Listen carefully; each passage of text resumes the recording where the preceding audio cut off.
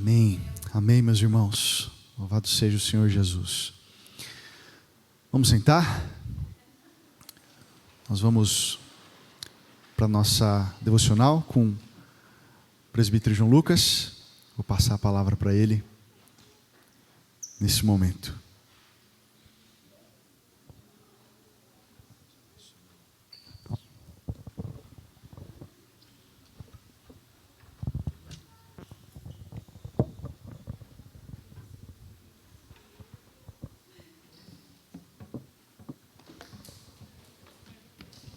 Bom dia, meus amados irmãos. Graça e paz do Senhor Jesus. Gostaria de começar a nossa reflexão dessa manhã perguntando para você: quanto de água você bebe por dia? Vocês viram aqui que eu cheguei com um copinho, né? Todo mundo tem uma quantidade diária de água a ser consumida. Alguém arrisca dizer aí quantos litros uma pessoa normal deveria beber de água por dia? 2 litros, alguém falou? 3, eu ouvi. Um estudo feito pela Academia Nacional de Ciências dos Estados Unidos diz que para um homem de mais ou menos 35 anos, vamos pôr a média aí, um peso médio, atividades leves, o nível de água que deveria ser consumido por dia seria de 3,7 litros, ou seja, pelo menos 15 copos de água cheios por dia. Enquanto para uma mulher dessa mesma idade, também atividades leves, peso médio, seria de 2,7 litros, ou 11 copos d'água. Agora, a gente já geralmente está muito abaixo dessa quantidade de água no dia, a gente acaba não bebendo tudo isso. Mas, indo um pouco mais além, quanto tempo a gente consegue ficar sem água? Alguém sabe? 2 dias, alguém falou? O que mais? 3 dias, 4 dias, ouvi alguém falar 20 dias. Tirando pessoas que têm algum problema, uma pessoa normal, assim, com a saúde normal, né, sem outras complicações, poderia ficar ali entre 2 a 7 dias. Vai variar, porque algumas pessoas têm uma sede média e outras pessoas têm uma sede muito grande, do tipo, no meio do sermão de domingo, ter que levantar para tomar água, como as crianças têm uma sede muito grande. Mas a verdade é que isso pode variar até em condições extremas, muito calor, falta de umidade, pode ser ainda menor do que 2 dias. Então, a gente não consegue ficar muito tempo sem beber água. Isso porque a água é uma necessidade essencial do nosso corpo. Nós nascemos com a necessidade para água ser ingerida para que o nosso corpo funcione bem. Quem já teve algum tipo de cólica renal ou pedra no rim entende bem a necessidade disso, né? Já teve dores muito fortes por causa da falta de água ou do consumo excessivo de sódio em vez da água, sabe a necessidade tão grande que nós temos de consumir água. Quando alguém chega no médico com esse diagnóstico de pedra no rim, o médico sabe muito claramente o que possivelmente aconteceu. Essa pessoa deixou de ingerir água o suficiente, na maior parte das vezes, e ela precisa beber mais água, ao invés de refrigerantes, sucos e outros processados. Eu queria abrir hoje para um texto que vai nos mostrar uma imagem muito clara dos efeitos da sede, que é o texto de Jeremias 2:9. Jeremias capítulo 2, versículo 9. A gente vai ler aos pouquinhos até o 13. Aqui, o texto da palavra de Deus. Jeremias capítulo 2, versículo 9. Diz assim a palavra de Deus: portanto, ainda pleitearei convosco, diz o Senhor, e até com os filhos dos vossos filhos eu pleitearei. Passai as terras do mar de Chipre e vede. Mandai mensageiros a Quedar e atentai bem, e vede se jamais sucedeu coisa semelhante. Houve alguma nação que trocasse os seus deuses, posto que não eram deuses? Todavia o meu povo trocou a sua glória por aquilo que é de nenhum proveito. Espantai-vos disso, ó céu, e horrorizai-vos, ficai estupefatos, diz o Senhor. Porque 2 males cometeu o meu povo. A mim me deixaram o manancial de águas vivas e cavaram cisternas rotas que não retêm águas. Então, o Senhor Deus chega aqui por meio do profeta Jeremias, num tempo em que o povo de Judá, o reino do sul, como a gente falou um tempo atrás na aula sobre o primeiro livro de Reis.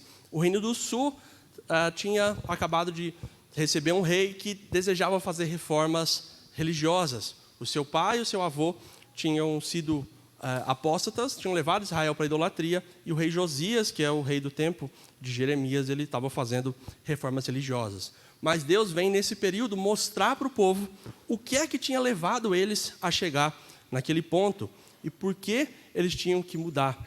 E aqui o versículo 9, nós temos o Senhor dizendo: eu ainda pleitearei convosco, diz o Senhor, até com os filhos dos vossos filhos eu pleitearei. Então Deus chega como um médico, fazendo um diagnóstico aqui. Ele começa a falar sobre Judá, sobre a situação espiritual de Judá. E é uma situação espiritual gravíssima. Deus dá um diagnóstico que pesa, inclusive, sobre os descendentes deles. Grave isso, né? Por quê? Porque o povo já tinha sido avisado sobre as consequências de quebrar a aliança de Deus.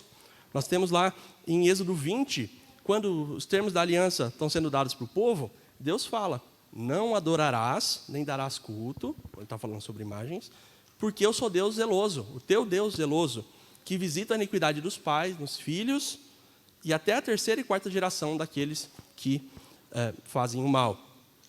Parafraseando aqui.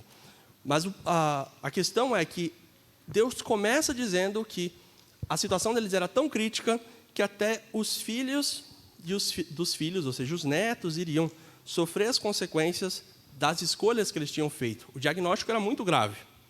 Em seguida, Deus vai nos versículos 10 e 11 mostrar o quão único é o caso deles. Deus vai dizer: passai as terras do mar de Chipre e vede, mandai mensageiros a Quedar e atentai bem. Vede se jamais sucedeu coisa semelhante. Ou seja, Deus está falando aqui no nome de duas nações. Vá até Chipre, que fica no oeste, ou vão até a terra de Quedar, que era a terra dos beduínos, os peregrinos, no leste. Vá de um lado a outro e vê se você encontra algo semelhante. Vê se vocês encontram isso. Ele vai falar no versículo 11. Houve alguma nação que trocasse os seus deuses, posto que não eram deuses? Ou seja, por acaso vocês vão de leste a oeste, vocês vão encontrar alguma nação que trocou seus deuses, mesmo que eles sejam deuses falsos? Deus está dizendo o seguinte: os egípcios adoravam seus deuses. Os cananeus adoravam, por exemplo, Azerá, uma deusa dos cananeus. Os fenícios adoravam Baal. Mas Judá buscava novidade, buscava outras coisas. Os pagãos eram fiéis até mesmo aos deuses falsos deles. E Judá, tendo o Deus verdadeiro, não apresentava essa fidelidade. E note aí no versículo 12, em seguida, que Deus convoca até uma equipe médica para ajudar a dar o diagnóstico. Espantai disto, ó céus, e horrorizai-vos, ficai estupefatos, diz o Senhor. Deus traz as testemunhas da aliança. Se for olhar em Deuteronômio 32, você vai ver que os céus, a terra, são testemunhas da aliança que Deus fez com o povo. E ele fala: estão aqui minhas testemunhas para corroborar esse diagnóstico. Está aqui minha equipe médica. Os céus estão vendo e estão ficando horrorizados, porque não se vê isso. Um povo que troca o seu Deus, que abandona o seu Deus. E aí no versículo 13, Deus dá o diagnóstico final. Deus fala: 2 males cometeu o meu povo. A mim me deixaram o manancial de águas vivas e cavaram cisternas rotas que não retêm água. Ou seja, cisternas rotas são cisternas rachadas, quebradas. São cisternas que não conseguem segurar a água. Deus não está falando sobre um mal só. Deus não está falando apenas sobre uma coisa única, mas 2 atitudes do povo que levaram a esse diagnóstico que ele está dando da situação triste espiritual de Judá. Primeiro é abandonar a fonte de água viva. Por que isso é tão importante, abandonar a fonte de água viva? Eu procurei saber se tinha alguma grande cidade, das grandes cidades do mundo, que teria sido fundada longe de uma fonte de água. Por exemplo, pensa em São Paulo. São Paulo tem 2 rios. Foi fundada entre 2 rios. Paris foi fundada dentro de uma ilha dentro do rio Sena. Nova York tem o rio Hudson. em volta. Londres tem o rio Tâmis. Roma tem o rio Tibre, e etc, etc, etc.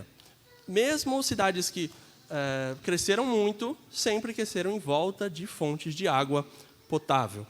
Até mesmo Riad, que é a capital da Arábia Saudita, que é no meio do deserto, ela não nasceu no meio do deserto à toa.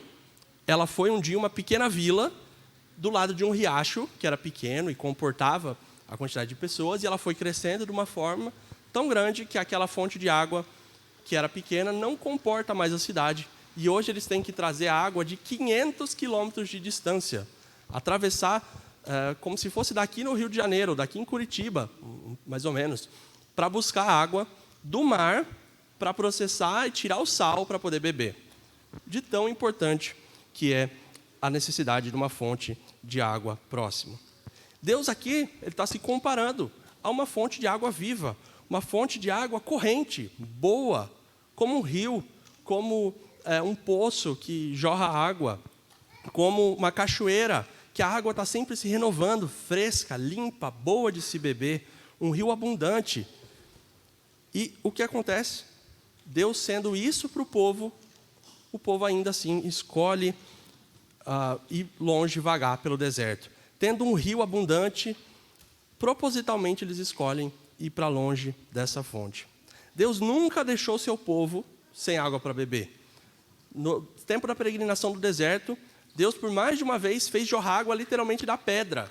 Tirou água da pedra para que o povo pudesse beber. E ainda assim, Judá escolhe ir para longe e abandonar a fonte de água viva. E note que Deus não fala assim aqui no versículo 13. Eles deixaram um manancial de água viva.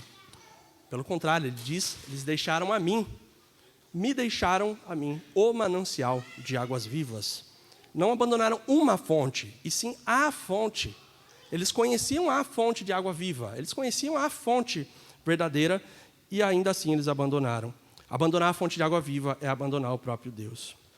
Mas, como eu falei no começo, a gente não pode ficar muito tempo sem beber.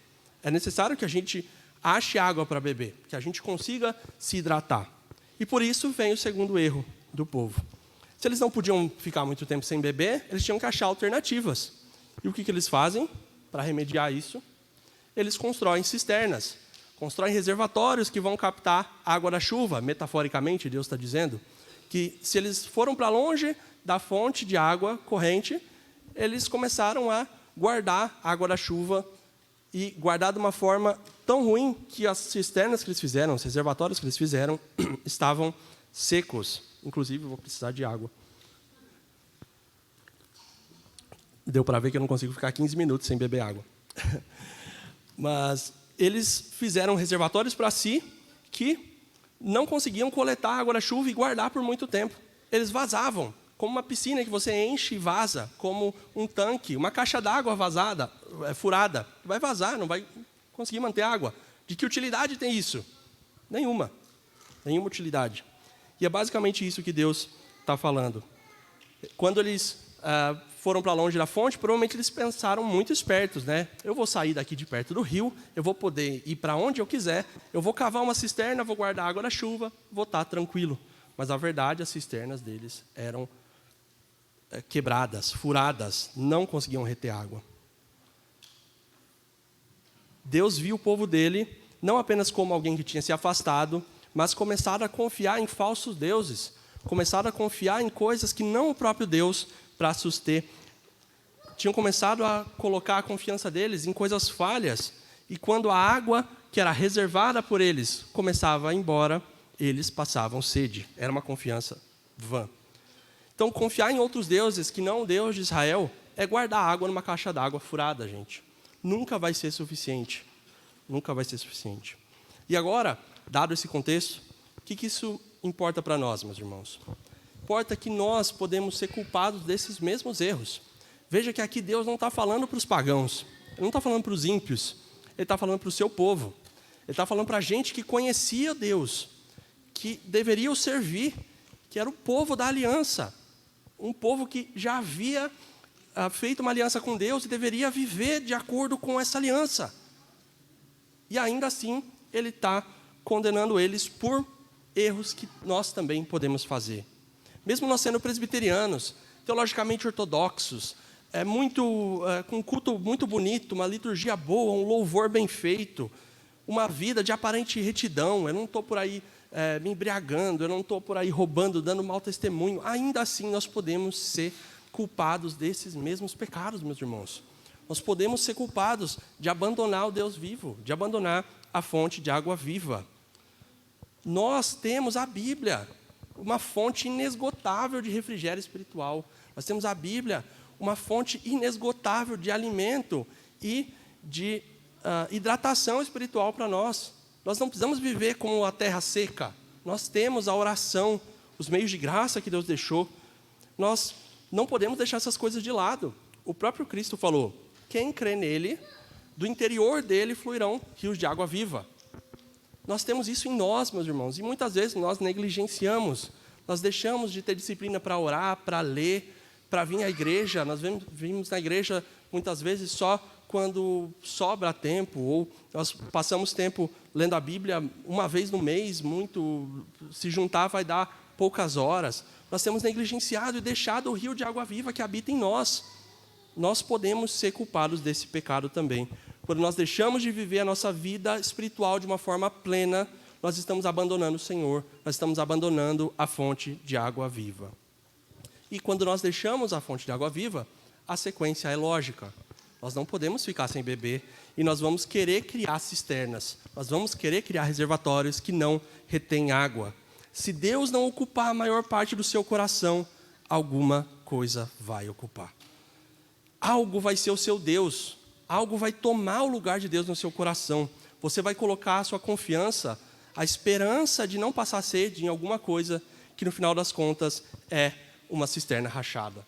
Quando nós estamos mal espiritualmente, nós começamos a procurar alternativas para beber. A gente vai buscar satisfação nas coisas materiais, nos relacionamentos, nos prazeres carnais, na nossa carreira, no dinheiro, na aceitação dos outros, em tantas outras coisas, meus irmãos, que no final das contas não nos satisfazem.